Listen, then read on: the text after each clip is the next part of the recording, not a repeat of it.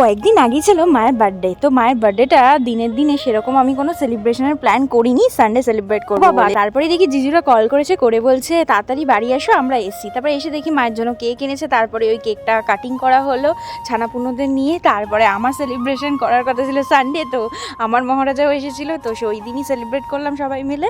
তো কেকটা কেমন হয়েছে কমেন্ট করে জানিও। আর এই ছোটো সামান্য একটু ডেকোরেশন করেছিলাম আর কি।